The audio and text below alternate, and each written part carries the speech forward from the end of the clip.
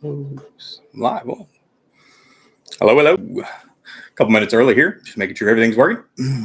Thanks for those of you who are on right now. Good to see you guys. Happy end of June. Oh, 3 people now. Awesome. Thanks for spending your evening with me. I'm just getting a few other things set up. Again, hopefully everyone can hear me. Looks like everything's working. Microphone's working. Screen's working. I'm all good at the moment. We're a little tilted there, aren't we? Well, I can't fix that for now. We'll fix that later. Oh, 5 people on. Awesome. Again, thank you everyone for joining me here on this lovely Sunday evening.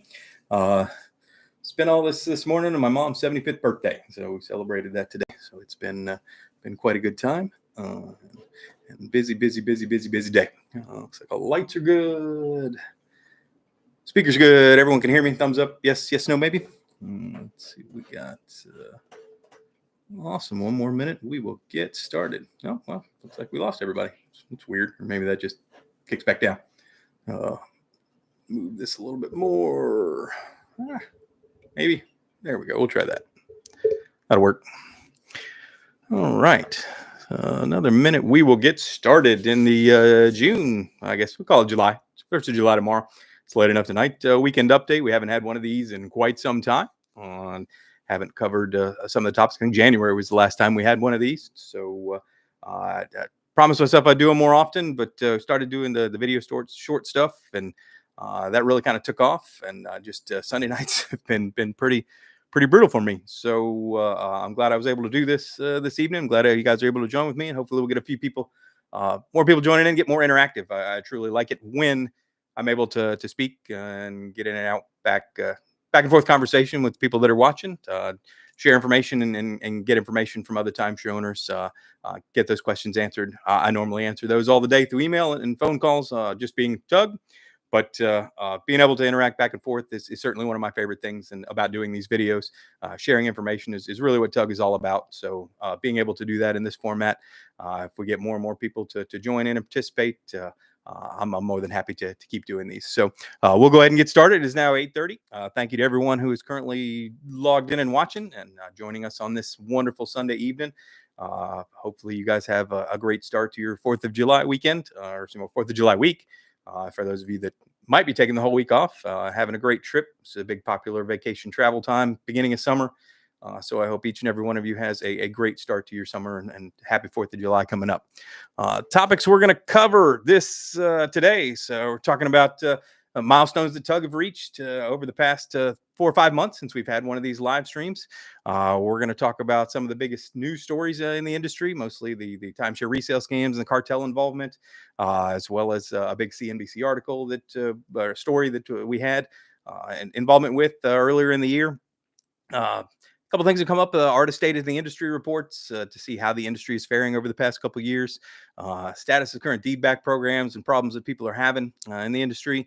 A couple more features of TUG and a really big surprise that I'm going to announce today or tonight, later on at the end of this thing. It's probably going to shock a few people. Probably going to open a few eyes, and will certainly make you watch our next video. So I'll leave it at that until we come up with that. And get to that point of the show, and I'll announce that at the end. So for everyone, again, thanks for joining, and we will go ahead and get started. So for me, I absolutely love reaching these milestones with TUG, and nothing is better. I guess the millions of dollars we save in rescissions for people that find TUG and are able to cancel their new timeshares is really my favorite.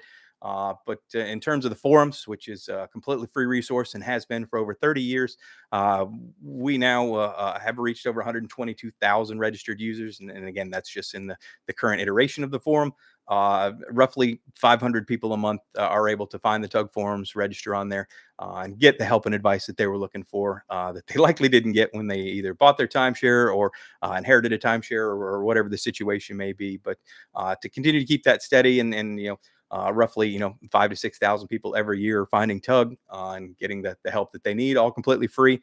And it's truly one of the most amazing things about this community organization is those 100,000 plus timeshare owners were all in the same situation when they found TUG could be 10, could be 20, could be 30 years ago, and have stuck around to pass that on, to pass that knowledge on to other owners. And you see it each and every day in all the dozens of forums, and then that almost 3 million posts that are on the TUG forums, which is a mind blowing number to me, all timeshare related. And almost all of those people are, it's just completely selfless sharing of information that they likely got shared with them when they first came on TUG as a new person looking for help. And to see that is passed down, I say generation after generation, but we talk about the internet stuff being generational in terms of someone spending 10 years on an internet forum is something.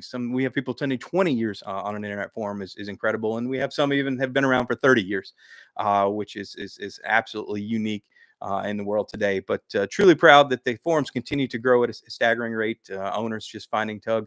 Uh, Hopefully before they buy a timeshare, many times after they buy a timeshare, we can only hope that most of those people that find TUG are doing it within time to rescind their new purchase, if that's the case may be. But the other great milestone that we reached in the past few months is the marketplace, and I will say that almost half the people that find TUG uh, are looking to sell their timeshare. It's almost it's right down the line. So half the people are looking for help, and the other half of people are looking to sell their timeshare.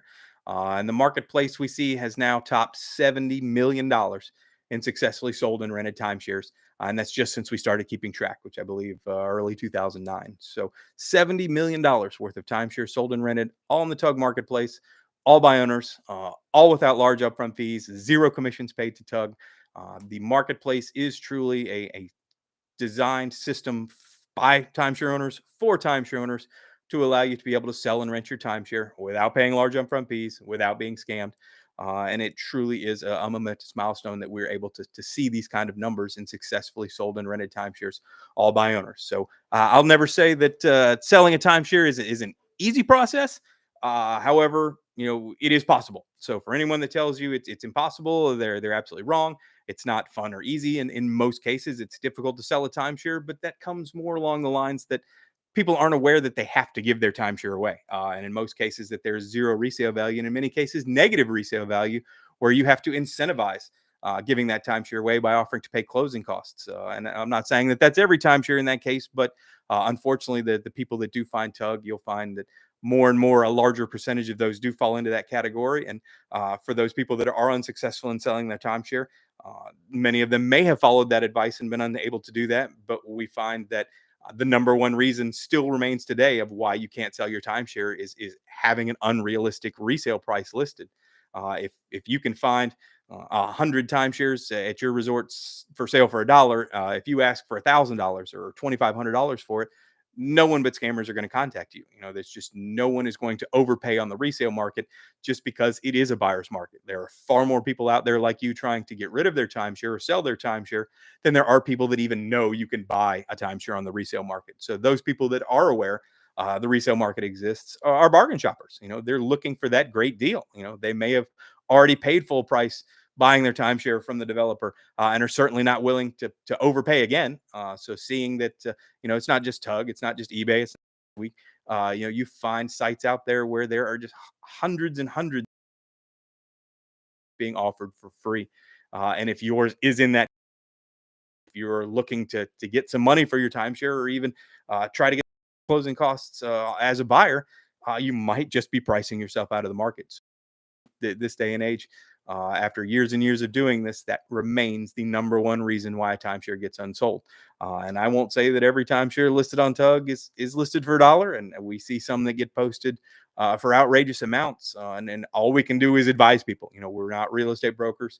We're not here to tell you what you need to sell your timeshare for, but common sense does have to come into play. And if you're trying to sell XYZ timeshare for $5,000, and there's 20 other listings on TUG, all of those owners offering that for $1, the chances of you finding someone to buy that from you or take it off your hands is probably as close to zero as it's going to get. So, hi, Luke's. I appreciate you coming in and chatting. Thanks very much for joining us this evening. And I'm really, really pleased that we had it up to 15 or so people so far coming in on our live stream on a Sunday night. This worked out pretty well last time, time wise, and I was able to get my kids in bed, get my mom home after her birthday, and so I'm happy to spend the rest of the evening chit chatting with you guys, and then hopefully answering questions and going through some of the cool stuff that we've seen on TUG over the past. I think it's about 6 months since we had this last one. So hopefully everyone likes the new hat. Did now recently offer these for sale through spring. So the links are on the TUG webpage. Got them in all shapes and colors and flavors and sizes using the new TUG logo. You can get a TUG BBS or TUG2.net one. I think they're more expensive than the shirts. I have no idea why a hat is more expensive than a t-shirt, but it is what it is. And I'm still offering the same deal that anyone who buys a shirt and gets a picture of it while they're on vacation at a resort, you don't have to actually wear it out in public if you don't want to. But if you get a picture while you're on vacation, I'll give you free membership to cover the vast majority of the cost of buying that. So essentially, you get an almost free hat and an almost free t-shirt just by buying it and wearing it to your next timeshare vacation. I absolutely love getting all the photos from people who wear it to their sales presentations, which if that should get a grin and get you some more value if your salesman knows about TUG and sees your hat and might take a different strategy in which to present their timeshare presentation to you, or might just kick you out. And so thus you earn yourself more time spent at the pool and less time sitting through an owner update. If they know you're a TUG member and know you're not going to buy a timeshare from them directly, and instead of buying on the resale market. So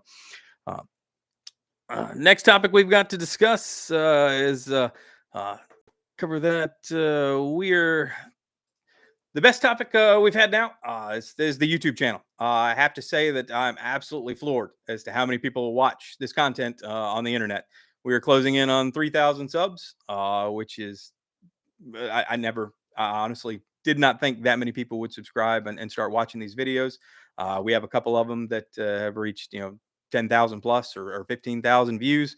And just to look at this face, which I don't particularly think is probably I should be doing radio instead of video.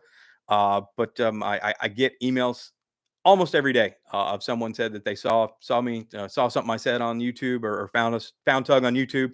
And it either help them cancel or get out of, or help them with their timeshare, find the answers that they were looking for. Because unfortunately, with the spending that is happening on Google these days in terms of the upfront fee resale scams, upfront fee exit companies, and such like that, that's really all you're going to find when you type in "get me out of my timeshare" or "how do I get out of my timeshare" or something to that effect. The fact that Google and Bing and all of the major search engines have monetized search results so that you no longer get the best organic listing at the top, although that's kind of recently changed with the AI results. For you guys have seen how that comes in typing a Google search, but almost all of the what you would consider the organic search results are now quote unquote sponsored results, so meaning that it's not the best website out there for the answer for your question, but it's the one that paid you the most, or paid Google the most, or paid Bing the most to have their listing show up at the top. And they've just got a much better way of kind of hiding that. And now it looks more seamless and integrated with the results. If you don't see that tiny little sponsored tag that shows up next to a Google search result, that you might otherwise consider that to be a natural organic listing that Google has found is the best answer for your timeshare, assuming for your question. And so doing that when you type in, and you can even do it while we're waiting right now. If you type in, "get me out of my timeshare," or "I want to sell my timeshare," or "timeshare exit," or anything like that, all of the top results are sponsored listings for upfront fee companies, whether it's an exit company or a resale company or anything like that. And then TUG usually still shows up on page one, but you now have to scroll a little bit longer for it. As unfortunately, we can't compete with the 100,000, if not more, a month budget that these companies have to pay in their search engine optimization and their AdSense listings. So that has really kind of made it very difficult for owners to find correct information, because unfortunately, when you find a link like that says, "get me out of my timeshare," or a guaranteed, especially things like 100% guarantee, it's very attractive. I click on it and I land on a page that says, this company's going to take care of me. They're going to guarantee they can get me out of my timeshare.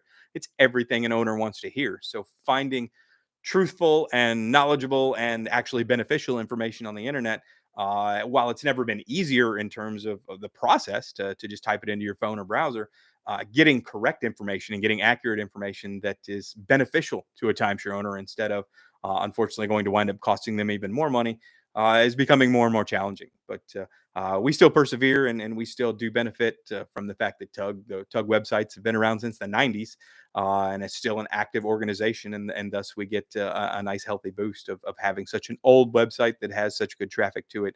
And so we do see people that still continue to find our landing pages, and we do promote those pages as well, just not as much. We don't have anywhere near the advertising budget as the exit companies do. Uh, but again, the fact of the matter that started these channels and have tens of thousands of views and over 3,000 subscribers. There's very little timeshare content out there. There are a couple other subscribers, content creators out there. Jeremy at Destination Timeshare, and a couple other ones that are doing videos getting this information out to owners. It is a very niche market, admittedly, although according to the artist stats, it was something like 10 million households or something like that own a timeshare. I'll go back and look at that number better, but they're still selling $10 billion a year worth of timeshares. So there are a ton of people out there that would like to watch timeshare content, but I also admittedly say that I doubt very many timeshare owners are going looking for timeshare content on YouTube, and hopefully they just maybe see my face and are gravitated towards clicking on that and watching what we have. But I will say that the most successful videos we have are the ones with the attention grabbing headlines. The exit and cancellation companies are not wrong, and headlines sell. So when I think our most popular one is guaranteed solution to get out of my timeshare, where I explain the 100%, the only 100% guaranteed solution to get out of a timeshare, which unfortunately is stopping paying for it. It's not a great idea. But it is the only guaranteed way to get out of your timeshare. And more people are exploiting that, are exploring that route just for the fact that, many owners are left with no other options. They aren't getting helped in trying to surrender it back. They're not able to get rid of it on the resale market, even giving it away for free. And when you're presented with two really, really poor options, the least poor of those two poor options is going to be the one people need to take. And unfortunately, as we've seen over the past 12 to 18 to 24 months, defaults of timeshares, especially those that are already paid off and you're just paying maintenance fees, has become the de facto solution for many owners to get out of their timeshare. And as mentioned in that video, as well as one of the other more popular ones, is the strategy that exit companies use. Exit companies aren't taking timeshares to court. Exit companies aren't, battling, sending, doing anything, for lack of a better term, other than sending letters to the timeshare demanding that they let you out, which it doesn't accomplish anything. But the strategy is for you to default, for you to stop paying, and then roll the dice, because unfortunately, and more often than not, stopping paying on your timeshare is going to end your ownership. But we've seen that there's a better than 50% chance that you really don't see any sort of negative impact, even to your credit. It's almost a dice roll at what the ramifications are going to be. Now, you certainly, that chances of the negative ramifications are not zero, and in most cases, people will see some companies that are reporting the defaults to your credit. They will see other companies that send nasty letters for 6 or 12 or 18 months, or turn you over to collections agency, who will call you and email you and send you letters, very, very ominous sounding letters that they're going to foreclose upon you and things like that. But in almost, I've never actually heard of it. There are certain examples where Westgate, for example, did sue some of its owners, but that was more of a publicity item, and they learned their lesson. They got so burnt from it that timeshares just don't sue their owners. And I'm not trying to say that as the hey, this is not going to happen, so you should go ahead and default no matter what. But the cold reality is it's especially for a publicly traded company, the negative optics of suing your own owners because they can't get out of their timeshare, because they can't sell it and you won't take it back, is just not an optic that any of these major timeshare developers are going to take.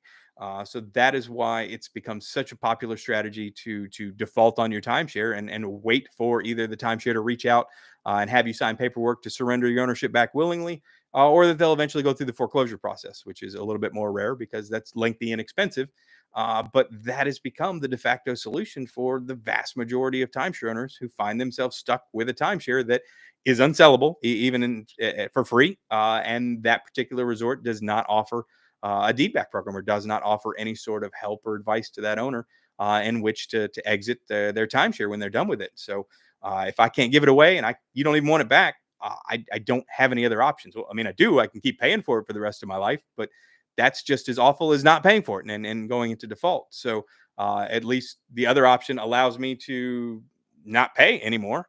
So you consider that, at least in a monetary wise, a much better solution. But uh, in seeing these videos and sharing this information, the more people get that knowledge, at least you can make an educated and informed decision. I talk to people every single day that are scared to stop paying for their timeshare because they feel that the timeshare is going to sue them or come after their house or, garnish their wages or steal their, take their car or legally just, more importantly, saddle their kids with the debt if they stop paying for it. And all of those myths, which is what they are perpetrated by the exit industry because you have to sell that fear in order to get someone to pay thousands and thousands of dollars for a quote unquote service that helps eliminate that possibility. And when the reality is that possibility is so minuscule, you wouldn't pay that much if you realized how little, if not never, that actually happens. There are no valid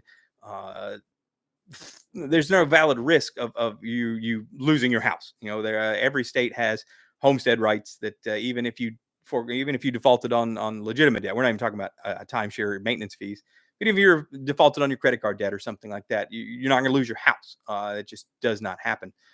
There are collections efforts for every debt in every state, and those laws have to be followed to the letter. But when you're looking at these loans and these maintenance fees, is the collateral for that was the timeshare, and you're not disputing that. You don't want the timeshare anymore. You're willing to give that back. So companies can't unduly enrich themselves by not only taking the timeshare back and claiming it was worth $20,000 or whatever your outstanding debt happened to be on it. And so taking that asset back and then asking you to pay for the money that you owe them. So that is, it's doubling, they're double dipping. They were already paid the amount of money through the loan and for you to buy this item that they claimed was worth X amount of dollars. And you're willing to give that back to them, or they're willing to take that collateral back, and they can't take the collateral back and take the money back as well. So that's just really not how the collection system has worked. And that's why you don't see these companies going to court and seeking judgments for maintenance fees, or even in most cases, unpaid maintenance fees, because the deals that these timeshare companies have with the creditors, the money is already been paid to the creditor, for lack of a better term. And I'm sure someone smarter than me saw how subprime lending and such worked in 2008, where mortgages were backed in giant securities, and then so on and so forth, and the high risk. And I'm not going to bore anybody with all that stuff, but fact of the matter is the loans given in the timeshare industry are deemed extremely high risk to start, and that's why they come with such staggering interest rates. And there's already built in knowledge that the vast majority of these are not going to see the end, see that person pay that off, for lack of a better term. So for those of you who are still on the fence, or seeing other videos that you're worried that defaulting on your timeshare maintenance fees, or in many cases a loan balance, is going to result in you losing some of your other assets, it's not a valid fear. I'm sure somehow, somewhere, that it could possibly happen, but in this day and age, it's just not something that is certainly worth you throwing tens of thousands of dollars away to try to avoid. I got a question. And finally, in the market for my first timeshare, need a shirt and hat to find my fellow tuggers at the resort.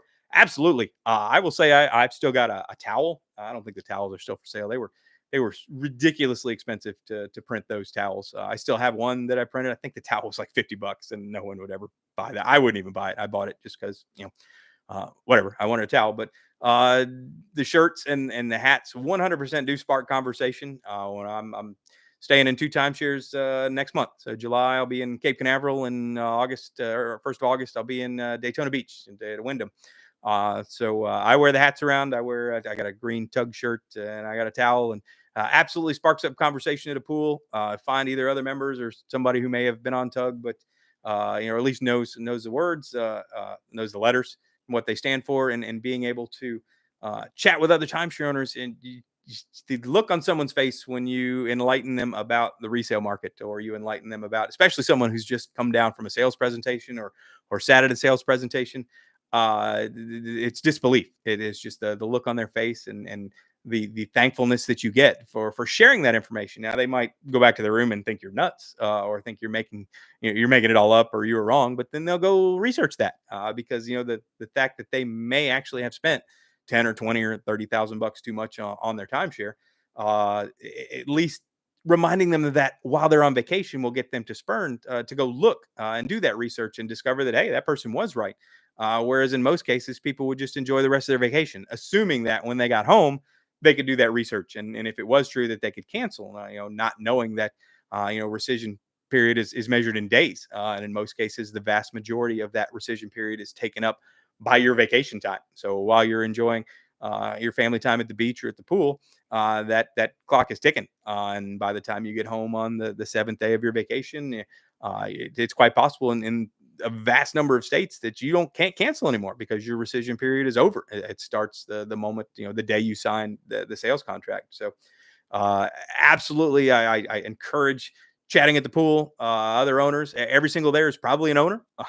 Most people, or if not, they're renting from an owner, and so it is a wonderful conversation when owners have that and share that knowledge. And you might just find the person sitting next to you is been on Tug for years, and I comes with a great afternoon chat, sharing some drinks over, knowing about the timeshare resale market. Maybe they bought resale and they're happy, but either way, they're happy timeshare owners, or they will be happy timeshare owners after you tell them. So, absolutely, Luke's. If you get your hat or your T-shirt, snap a selfie while you're at the pool, or with your salesman. That was still my favorite one.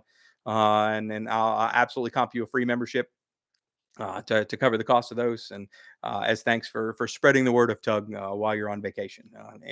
I will say that over the years, owner to owner referrals, meaning the word of mouth, it means more than any advertising dollar could ever spend. So the fact that we have so many owners out there that are sharing Tug, sharing the knowledge of Tug with other owners, that verbal recommendation is worth more than anything we could ever spend on a Google ad, or advertisement on TV or anything like that. So thank you so much for doing that, and please send me any photos you guys have of wearing these hats. There's If I have the other one somewhere around. I don't even know where it is. Somewhere in my office. Yeah, there's a trucker hat style if you like that, or this is just a regular cheap canvas hat. I don't make any money on these. They're set at a price so that it absolutely breaks even. And with shipping, I'm not selling these for merchandise or anything like that. I absolutely truly love when people have a way to share Tug, or indicate that they're Tug members while they're on vacation. I definitely don't expect you to wear the hat to your kid's birthday party or anything like that, but the handbags and the T-shirts and stuff are absolutely great ways to strike up a conversation at the pool. And then people love to talk about timeshares at the pool while they're on vacation at a timeshare. So what better way to do that than a nice big timeshare users group hat, or the shirts that say, I paid more for this shirt than my timeshare.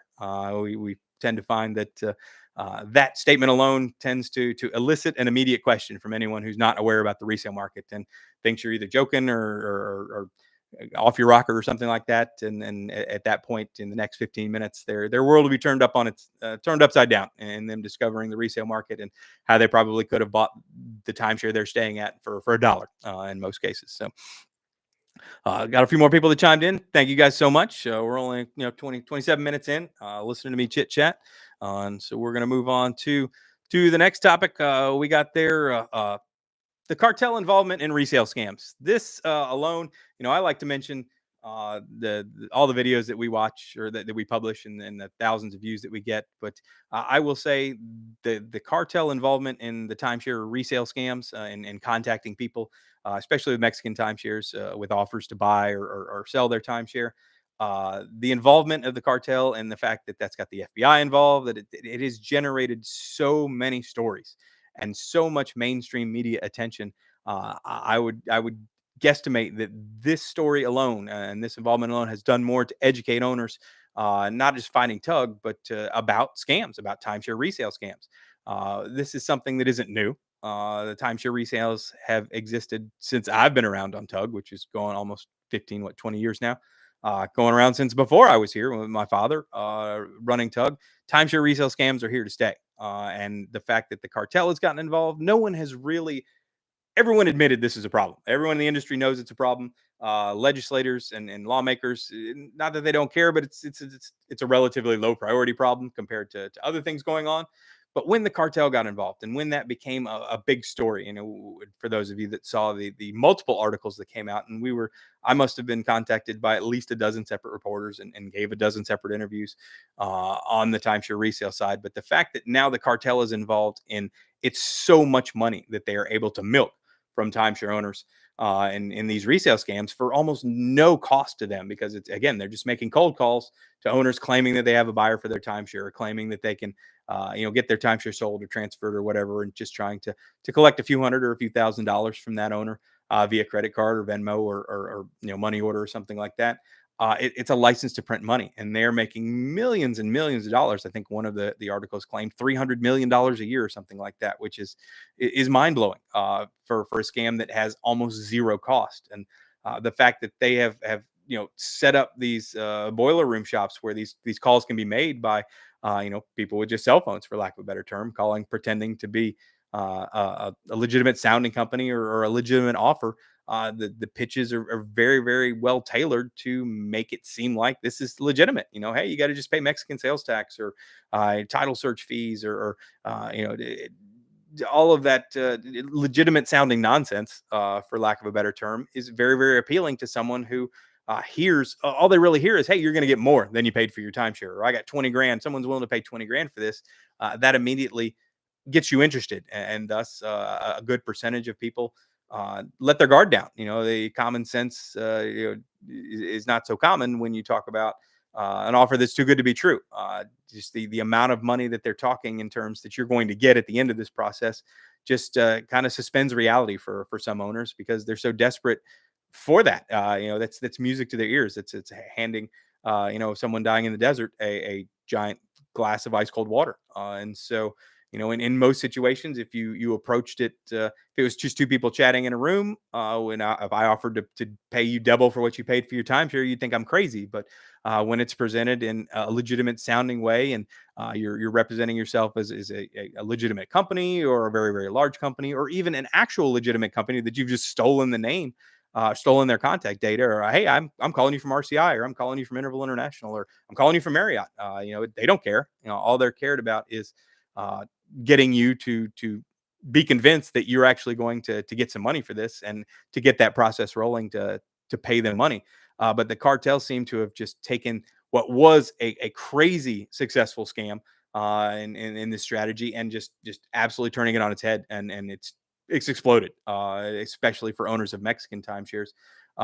They are just pounding this into the dirt, and able to extract so much money, and to continue the scam going by it just got tied up, and we just need the what was the one I saw the other day? The documents got held up in customs. That was one of the sales documents. They're here. You just need to sign them. They just got hung up, and it's just $199 for this stamp, or it's some sort of again, a legitimate sounding excise tax, or something that uh, it's awful. It absolutely makes no sense. If you were, again, sitting in a room in front of someone, your spidey senses would be raised, and you would think it's absolutely nonsense. But when you're presented with the beautiful looking letterhead, and everything's professional looking, and it's just a couple hundred more dollars, and you're about to get this huge check. Or there was one where the check itself got intercepted by customs, or they claimed that it was intercepted by customs. So hey, all you got to do to get this out of customs is pay this fee, and you get your check for $25,000. That in itself is very attractive, and people fall for it. Now, there are plenty of people that realize it's terrible and realize it's nonsense, but it doesn't take 100% success rate to make this a multi-million-dollar scam. It only takes a single digit success rate, because there's no real outlay of resources or cost to make these calls. Whether it's on just a burner cell phone, or in an office somewhere that in Mexico, run by the cartel, that is allowing these people uh, to just cold call thousands and thousands of different owners, and getting a success rate of a very small percent is still millions and millions of dollars a year that they're able to fleece the timeshare industry for. So, but again, that story, the fact that it was picked up by the FBI, the fact that the Justice Department got involved, the fact that all of these news articles started running these super scary stories about the cartel scamming timeshare owners, that in itself, I saw a major shift in even the comments, because it was just the cartel, and just the word, the cartel.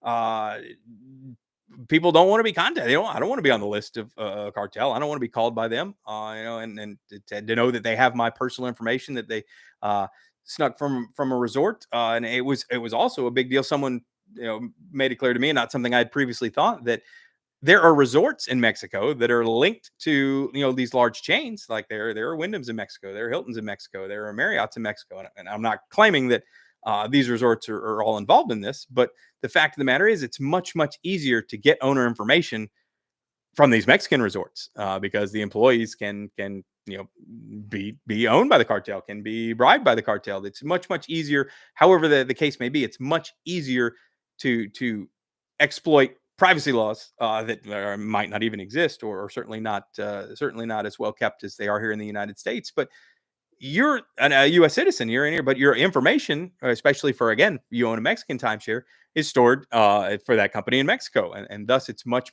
easier for them to get all of that information and contact those Mexican timeshare owners. And so the fact that this has exploded like it has in the media has just, again, I firmly believe that this has done more than anything TUG has ever done, anything that the industry has ever done in terms of educating owners and getting the word out to timeshare owners about these scams. And so I truly hope that if there's any silver lining I can take from this, is that owners are able to, they know about it. And then they know that resale scams exist. And then they know that they are able to, people will contact me with a wild offer to sell my timeshare. And I get these emails every single day of, hey, this person contacted me. I saw it as a scam. I think it's a scam. Is it a scam? Well, yes, it's a scam. But that just shows you how much pull that these offers have. How you even are made aware that the scam exists.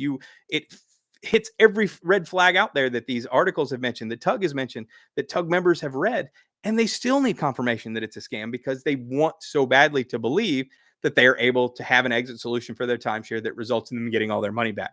It's a very attractive sell for someone to take, and there are many people who are willing to dispel the belief that it's a scam, or just kind of ignore those red flags and kind of go away of what would normally be common sense telling you that this is a scam, just on the chance that it's not. This could be. I know it sounds too good to be true, but I can't pass it up for a couple $100. And unfortunately, that right there is the reason why these scams proliferate, and that is the reason why these scams will continue forever.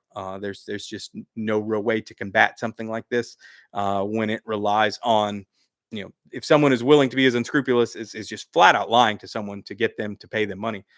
There's really no way to combat that. And it's not just the timeshare industry; these scams exist all over. It's just a major part of the timeshare industry because they have millions and millions of potential victims that are all in the same situation. They're, those people are looking to get rid of their timeshare, and they know the industry doesn't have a very good way for most people to exit their timeshare, and thus they're able to exploit that and make an absolute fortune monetizing that difficult process that many owners have in trying to get out of their timeshare. So going on to our next topic, I should have made little notes, but we have seen more and more issues regarding, back on that same topic. We're talking about deedbacks. Deedbacks have been a thing since 2018 or so, maybe 2015. I think was the first official deedback program, and we have unfortunately just seen kind of a regression in the industry in deedback programs. Where just saw recently someone announced that they were told by Diamond Resorts or Hilton Vacation Club that they had suspended their deedback program for the rest of the year, or at least is currently suspended. You have other resorts that there are no active deedback programs, that you call and ask to get rid of your timeshare, even if it's paid off, and you're referred to an upfront fee resale company, like Exploria, for instance. And we've also seen companies that have implemented deedback programs, but now they're beginning to charge very high fees to give back your timeshare because they are now following the model of the exit company. It's very clear that this industry, the owners are willing to pay to get out of their timeshare. The exit companies are making money hand over fist with this model, and the industry has just done very little to keep up with that, or to try and take that money and monetize it themselves. But we see companies like Diamond Resorts, when they did have their deedback program, charging $12.50 per contract to give it back. Blue Green is now apparently charging twice your maintenance fees. Westgate's a similar amount at $1,200 or $1,500. I predicted a while back that if companies were going to go widespread with deed back programs, that they would adopt the model of a multiple of their maintenance fees, whether it's 1 year, 2 years, 5 years, something like that. Uh, Give owners an option. Now, I'm not saying that that's a good option, but that is still better than the answer you get from, say, Exploria, that there is no, we don't take that back. I'm sorry. Here's a company you can contact to help you sell it, knowing full well that you can't even give it away for $1. So that right there forces that owner. When you give the owner that answer, that is almost a guarantee that that owner is going to be scammed, that owner is going to throw away more money. And that's a really, really poor situation that tens of thousands, if not hundreds of thousands of owners find themselves in. So the fact that the deed back market, deed back to situation has regressed. And we honestly thought it was a wonderful thing when it first started. Wyndham was offering a free program, and kudos to them. They still offer that free surrender program, so that you can give back an unwanted timeshare as long as it's paid off, and they don't charge you a dime for it. Especially resorts in active sales. That's my pet peeve. If the Marriott's out there, the Hilton's back out there, Diamond's still in active sales, Blue Green's still in active sales, Westgate's still in active sales. There is no legitimate, there probably is in terms of but there's no legitimate reason from an industry perspective that you can't take back a timeshare or a points-based timeshare if you are still in active sales. You are paying your resorts to have active sales department to sell that, and you're telling these owners that I don't even want your timeshare back for free. I won't even let you pay to give it back. I genuinely have a problem with that, and thus, for companies that don't offer carte blanche deed back programs, even if you don't advertise it and you're still in active sales, that's just got to change. Otherwise, you are just going to continue to create victims. If I can't give it back and I can't give it away, most people won't consider defaulting unless they watch one of our videos. They're only going to do that when they find themselves on a web page that says, "Hey, we can 100% get you out of your timeshare. You just need to pay us $5,900 or $6,000 or something to that effect. And our solution is guaranteed to get you out. It might take 8 months, it might take 18 months, but we're going to get you out. We're going to take care of you." And when in actuality, you're just defaulting. You're just stopping paying on your timeshare, and all that does is hurt the resort, because now they have lost the maintenance fees for that year and possibly 2 years or 3 years or 5 years. And now they have to go through the process of getting that deed back from the owner, either through a lengthy or an expensive foreclosure process, or reaching out to them and letting them sign it over to you, which is what the owner wanted to do in the first place. I realized that these publicly traded companies, you can't just announce to every owner that you can give back your timeshare, and the floodgates, especially after the last round of maintenance fees gone up. I fully believe the floodgates would open, and a lot of timeshare owners would choose to give their timeshares back. But for people that do contact you and ask for help, there's got to be a way that especially companies in active sales can offer a solution. Not offering any solution is unacceptable. Offering a bad solution is better than no solution, because the exit companies are exploiting this, just like the cartel and the resale scammers are exploiting owners who just don't know any better. The exit companies are exploiting owners who don't have any good options, and it is truly a sickening thing that this has gone on for years. And seeing companies that did have deed back programs in the past that were even reasonable, like take Holiday Inn, for example. I believe their deed back program was free when it started, and now it's $1,200 per contract, or $1,500, or something like that. Or Blue Green, which they would originally just charge the transfer fee, which I think was $425 to transfer an ownership, now has exploded into multiple years, if not 2-3 years worth of maintenance fees to give back a Blue Green timeshare. And that's even if they want that one, if yours even is even one that they'll take back. So we have just seen an absolute decline in the deed back market. Across the board, we have seen resorts taking back less timeshares. I couldn't believe that there are Hilton timeshares out there, Hilton Grand Vacation Club, not even Diamond, Hilton Vacation Club, where owners are unable, they can't sell it, can't give it away, and Hilton told them that they won't take it back, which is these are points ownerships. Is absolutely mind blowing to me that a company like that you're selling this actively, you are marketing this to people right now in a sales presentation somewhere at one of your hotels to sell this for 10, 15, 20, 30, $40,000 for Hilton points. And you told this other owner that you won't even take it back, period. That is something fundamentally wrong with that. And it's just not a trend that I like to see. It's not something that I enjoy hearing about because it just hurts the consumer. And again, they're just relying on the consumer getting 5 or 10 or 15 years out of an owner before they realize this is the case. Owners can go their entire timeshare lifetime without realizing the depreciation of the resale market, without realizing there's not a deed back or exit program. And they'll only discover this when, hey, we haven't been to our timeshare in a year. What do you think about selling that? Let's see if we can. The salesman told us that we could get more for it. It's got to be worth more than we paid for it 10 years ago. And then they discover it's worth absolutely nothing. And not only do they discover it's worth absolutely nothing, then they discover, man, you won't even take it back from me. What do I do? And it's just a really, really sad state of affairs. That it's not a new state of affairs, but we certainly expected the trend from the fledgling deed back programs that started to, now 5 or 6, 7 years later, that it would have been a fully formed industry wide solution for the majority of owners. I mean, there's always going to be owners that are exceptions to the rule. There's going to be mud weeks. There's going to be people that are stuck with something that is really challenging. However, for the majority of owners, the solution should not be an exit company, should not be being forced into the jaws of a scammer, which unfortunately is the industry today. If you're trying to get rid of a timeshare that is one of the ones that has no resale value, you have a greater chance of likely being scammed than you do in successfully finding a new owner for your timeshare. And that is a truly sad state of affairs, and not something that I'm very proud of, the way that the timeshare industry has gone. But we do our part here on TUG, but we are definitely a very small pebble in a very large pond.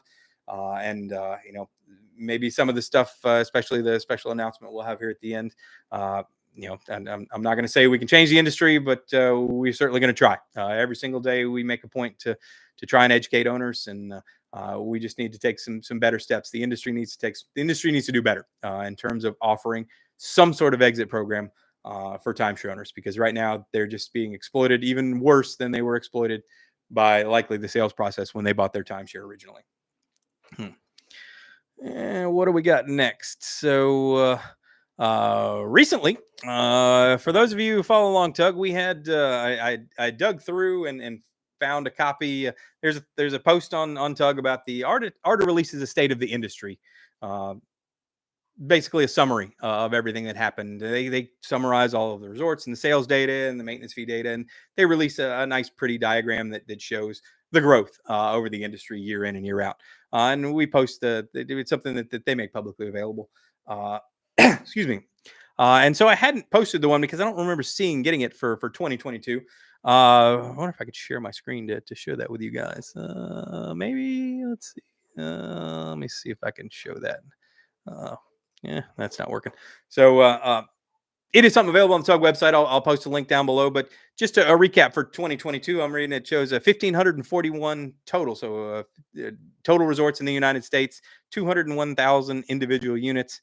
And it says $10.5 billion. This is 2022. This is the summary. So we would have gotten this at the middle of last year after this data was compiled. So $10.5 billion in retail sales for 2022 in the industry. $2.7 billion in revenue, $11.6 million in nights rented, which is crazy.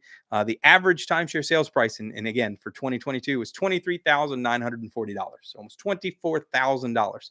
And that's an important number, not so much for the number itself, but this is the number that is quoted by salesmen when they talk about how retail prices, how the value of your timeshare goes up year in and year out, because that average price goes up year in and year out. Now, can I sell my timeshare for $23,940? Absolutely. There's zero chance I can sell that on the resale market. But that's what the average timeshare sold for in 2022. And if I go back to 2021, which we got the infographic for that, 2021 was, where we got 21,455 for 2021. So that's almost what, $2,500 difference. So if I were a salesman and I said, hey, the average, it went up by 10%. The value of a timeshare went up by 10% just from 2021 to 2022. Now that's 100% disingenuous to the owner, because I'm sitting there thinking, when I hear that, well, man, this is an investment. I'm buying this, and it's going to be more valuable when I go to sell it after I've used it for years. This is a slam dunk. Why would I not enjoy 10 years of vacations and then able to sell something back, like my house that goes up in value every year? but it only involves retail sales. Now, I wish they had an infographic for the average resale timeshare, but the industry itself is not going to publish something like that. So going back to so we're looking at 23,940 and $10.5 billion in sales in 2023. For 2024, I didn't get the infographic, but the overall sales went up again, just a much smaller rate instead of the 30% increase that we saw from 2022 to 2023. For 2023, the average, or excuse me, the total sale price was 10.6 billion. So it's still a mind blowing. Somebody made a great example that is more money, more revenue than Major League Baseball. That absolutely baffled me. I never, I mean, not that I can comprehend how much $10.5 billion in it. If it was sitting right in front of me, I'm sure it would fill my room. But when you look at that and the fact that is more revenue than Major League Baseball for timeshares, that this is a juggernaut of an industry uh, selling something that, again, for the majority of owners, loses all of its value, its monetary value, the moment you buy it. And the average sale price was 24,000, just over 20. Well, that's weird because it said 23,940 to 24,170. So it went up just 1%. The average retail price of a timeshare. So again, a salesman can spend this entire year talking about timeshare values go up every single year, and they can support that claim with these statistics. And because the statistic is legitimate, I mean, it's not like they're making up the number. And the retail sale price, the average goes up year in and year out. They just manipulate what is said during the sales presentation to make it think that that's your value, that's the actual tangible value of that timeshare that you are buying, not taking into account that the moment you buy it, you lose 90 to 100% of that. Obviously, if that were made clear and that was the sales pitch, you'd have far fewer people buying timeshares, knowing that it's going to depreciate immediately, and you're going to probably have a difficult time even selling it or giving it away in most cases. That sort of truth again, I don't expect the industry to adopt that sales pitch as they would be shooting themselves in the foot. But it's going to again come down to owner education. An owner that knows that ahead of time, that knows about resale market, that knows about the depreciation, that knows that hey, the average timeshare value, the timeshares go up in value year after year. It's a great investment. Knows that is absolute bupkis, is not going to buy that timeshare. They're not going to sit through that sales presentation and sign that document. They might go to the sales presentation and learn about the resort or learn about the point system if that salesperson is so inclined to actually teach them that information. But they're going to buy on the resale market. And until more owners do that, the retail market is never going to change. They're going to continue to market the way that they do, which is in many cases deliberately misleading and underhanded. But $10.5 billion is nothing to sneeze at. That industry is not going to go away. That number is likely going to continue to increase, and it's all based on, all made possible by owners not doing the research about and discovering the resale market and the resale depreciation prices ahead of time. No one would ever buy a timeshare if they knew about TUG and read the information on TUG before going into a sales presentation. I say no one, but if you ask 99 people or 100 people, 99 of them probably wouldn't. So owner education is got to be a key, and that's something that we have promoted for 30 years. But obviously, more people find, timeshare sales presentation. They find that $299 getaway and a $200 free gift card to come sit through our sales presentation as a more attractive hook when searching on the internet or scrolling through Facebook than my face doing a video explaining how it's a terrible idea to buy a timeshare. And if you want to do that, you need to buy on the resale market. But we do our best. We're struggling to. I don't say struggling. We're a very, very niche market, and as someone said, that a timeshare is not something that's bought. Meaning, no one wakes up to go buy a timeshare. No one wakes up out of bed and says, "Hey, I want to buy a timeshare today." Just doesn't happen. A timeshare is a product that's sold. So you have to have that hook to draw someone in, to give them that free, to get them sitting in the seat so that you can sell them that product. No one goes into specifically seeking to buy a timeshare. And that model has clearly worked for 30 plus years. And the fact that they're clearing $10.6 billion last year alone, and I'd be surprised if it wasn't even higher in 2024.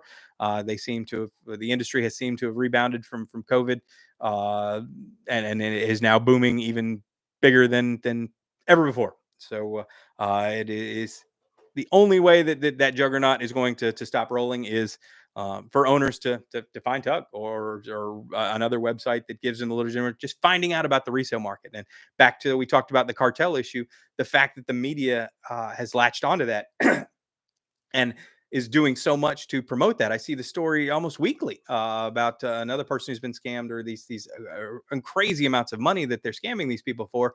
The fact that that stays in the media and gets in people's faces and gets them to go search for timeshare scams or resale scams or Mexican timeshare scams. More and more of those people are going to find Tug, or more of those people are going to find out about the industry itself and or share it with their friends. So when you get something like the mainstream media doing this, we're talking about tens of millions of eyes, and most of those people are timeshare owners. They're reading that, even if they're not Mexican timeshare owners. At least they're not going to fall for these scams. And we just hope that they maybe find Tug or find the information that they need, so they're not exploited by some of the other scams, like the exit and resale scams that plague this industry. As there's no lack of people trying to take money out of your pocket if you're a timeshare owner. And it is truly an industry like no other. There might be another example of an industry that is this exploitive of its own customers, but I can't think of one, and nor have I heard an example of one that it existed like that. So going back to, I think that pretty much covers all the stuff.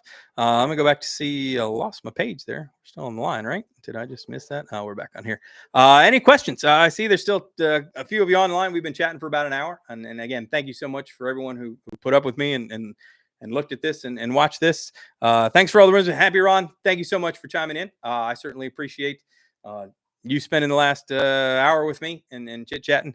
If you guys got any questions, I'm happy to answer them. But if not, I'm gonna to announce the super secret squirrel thing that I talked about at the beginning. And then the next video that's going to come out on Tug is really, I think that I believe that the majority of people in the industry, not just timeshare owners, but the majority of people in the industry are going to watch it because it is an interview, a direct interview with myself and the chairman of ARDA, Jason Gamble. I've known Jason for many years. I consider him a friend. I did even before he was the chairman of ARDA, back when he worked for Wyndham. And we are going to we are going to discuss some of the biggest issues that timeshare owners face.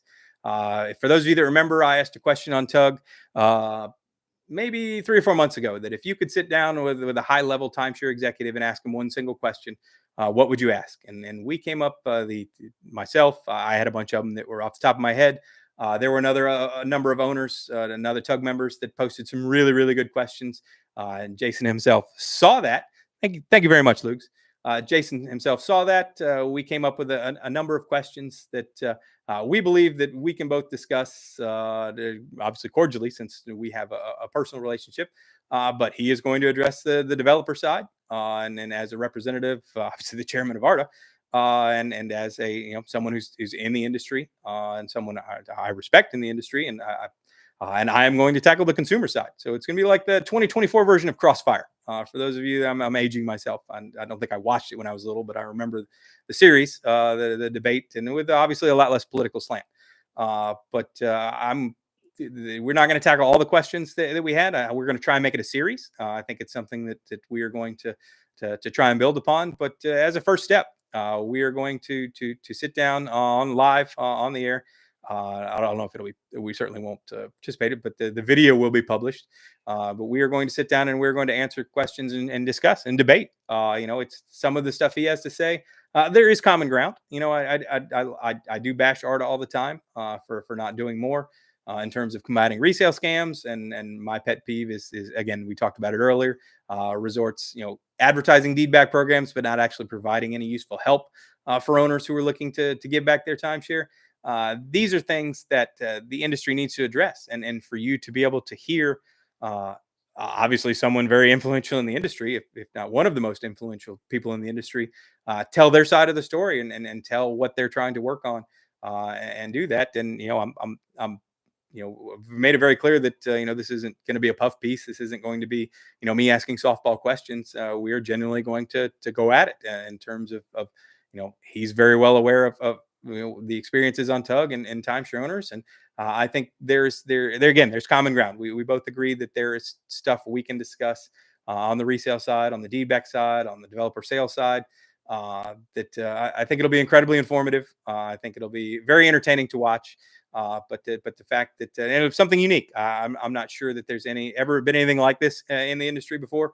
That we can get essentially the face of the developer side, and one of the longest the longest running consumer advocacy organization, chatting about the most important topics for owners. So that is something we're going to record this week. And so I hope that I hope I don't have to edit anything, meaning I can just publish it as is. But I know I say and ah a lot, so I usually edit that stuff out. But uh, I hope it's something you guys look forward to, and if it's something I can get out and released for this next newsletter, looking forward to the weekend. But that is truly something that we have been working on for quite some time to get that. We've settled on a date that we can actually have this meeting and record it, and I truly hope that it's something that everyone on TUG is going to find fascinating to watch that, and especially if it's as popular as I think it's going to be, or at least as interesting to watch as I think it's going to be.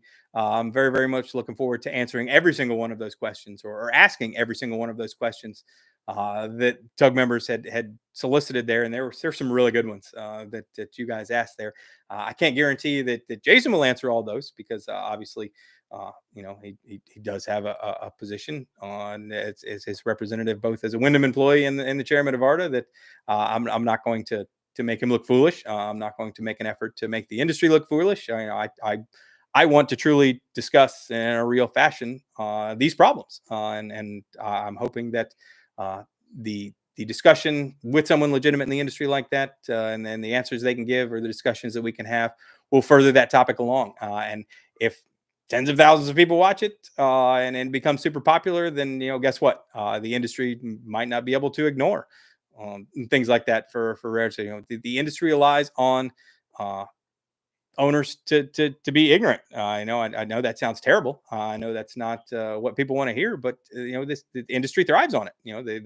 They make their entire profit on people who don't know any better. And I'm not saying that people are stupid. I'm not saying that people are not smart enough to know that, but people don't know about the resale market. People don't know about resale value, and they assume that salesman sitting in front of them is telling them the truth. Is telling them that that wouldn't possibly be lying to them, or wouldn't possibly be misleading them to collect a commission. So the more we can get out, and the more change we can implement by educating owners, the better off this industry is going to be from a consumer standpoint. So I'm truly looking forward to this interview. It is something that I truly think will be unique in this industry. I'm very, very happy that Jason agreed to do it, and honestly enough, it was his idea. So I'm going to give him all the credit in the world for that. And I truly hope we can make something that people want to watch, that people find entertaining, and people find educating. Educating, that's terrible. I'm sorry, that's just not even a word. That people find educational, which is the whole goal of every YouTube video I've produced on here. And I really, really hope that this is something that a ton of owners watch, a ton of industry people watch, and I hope it generates more interviews. I truly hope that we can sit down and do more, and maybe there's some other executives out there that want to tell their side of the story, or want to share things. Jason has shared things with me over the years that I would have not previously known. The inner workings of the industry, and how things work at that top level executive, that top executive level, and people that are making those decisions. There are valid reasons for every decision that's made. We may not, as consumers, agree with them or even like them, but for someone to explain that, it's certainly enlightening, and that is the goal of TUG. Is to the more information you have, the better decisions you can make, and so we will continue to make videos that provide that information, and give people what they want. So I'm truly hoping that people want to watch this, and if anything, I'm gonna have a great time, and I hope that all TUG members who watch that video give us feedback, and if we can make it a series and do multiple videos asking those questions, then more power to them. So for those of you left on, again, thank you for sitting with me for an hour. I certainly appreciate it. If any other questions, I'm certainly happy. You can type them in, and I'll chit chat with you. But thank you very much for the hearts, and then the likes and the thank yous. It has been a blast, and we will try and do this again. But yes, look forward next week. I'll announce it in the newsletter. That interview is going to come up, and I'm going to publish it as is. So I don't have any qualms about doing that. And I hope it's going to be something this industry has never seen before, but it's something that needs to happen. So again, thank you so much for you guys attending. And I'm going to cut it off unless anybody else has any questions. And I'm going once. Thank you very much for the hearts and the likes and the loves. I appreciate all that. Thank you so much. Again, for everyone who attended, you guys have a wonderful evening and happy 4th of July. If I don't see any of you before then, take care.